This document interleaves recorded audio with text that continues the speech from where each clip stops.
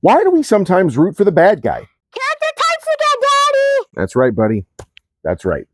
Not long ago, I talked about protagonists and antagonists, and how a protagonist is a main character, but not necessarily a good guy. Today, we're going to talk about examples where the protagonist is most definitely not good. We're going to talk about villain protagonists. Just because somebody is the main character of a story, that doesn't automatically make them the hero.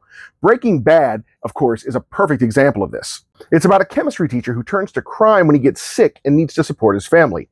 In the early seasons especially, there's kind of a Robin Hood sort of vibe about Walter White, Bryan Cranston's character, fighting against an unjust system. But as the series goes on, though, it gets harder and harder to justify his actions. He does things that in any other story would unabashedly make him the bad guy. He retains our sympathy because we gave it to him before he broke bad, and because he's ostensibly doing it for his family, and because some of the people he's doing it to are objectively worse than he is. But he's no hero. Dexter is another example, but even bloodier. The novels by Jeff Lindsay and the TV series starring Michael C. Hall both follow the examples of a serial unaliver as he unalives people. The only reason we as the audience give him a pass is because he's learned to control his dark urges and he only unalives other unalivers. God, I hate that the algorithm makes me say that.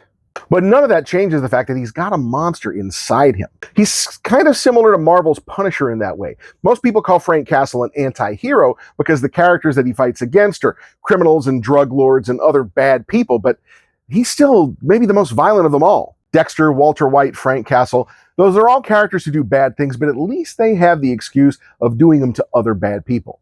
Not so Samantha Strong, the protagonist of Patrick Horvath's comic book series Beneath the Trees Where Nobody Sees from IDW. Horvath tells a story about a small town full of animal people. It's cute, it's charming, it looks kind of like a Richard Scarry book. But this ain't a book for children. Samantha Strong, the brown bear who owns the town's hardware store, is herself an unrepentant unaliver. She's cool and methodical in how she chooses her victims, and she's been practicing her craft for decades, right under the noses of the good people of Woodbrook, Vermont. Nobody suspects her double life. In fact, they consider her a pillar of the community. The story really begins when a victim shows up in a very public place, and it's not one of Samantha's. She gets worried because whoever is doing this is drawing attention to her little town, and she's worried that it's going to lead the authorities to her. Because she is the protagonist, the reader follows Samantha as she tries to track down the other practitioner of her dark art. But unlike Frank Castle or Dexter, Samantha is just as bad as the person she's tracking down, if not worse. And she's definitely more villainous than Frank or Dexter. Samantha's victims are randomly chosen and completely innocent. Of all the villain protagonists we've talked about so far, she is objectively the darkest. So why do we care? Why do we want to read more of this? Beneath the Trees has released 2 volumes so far, and I'm not going to spoil anything, but the second volume does end with a sort of promise that Horvath is going to explore this fascination we have with these sort of dark characters. Why would anybody actually be a fan of a character like this? What is it about them that brings us back? Samantha Strong is evil, pure and simple. She's also our protagonist, and we want to read more about her. The story is that well told. And the logical response is to want to see her get captured, get brought to justice. But if Patrick Horvath ever did that, then the story would be over, and where would we get our fix?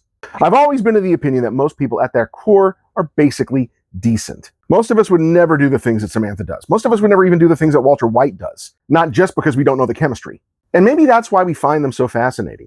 We all have the capacity within us for both good and evil. Most of us try to stay on the side of good. So maybe that's why sometimes it can be so much fun to take a look at how the other half lives.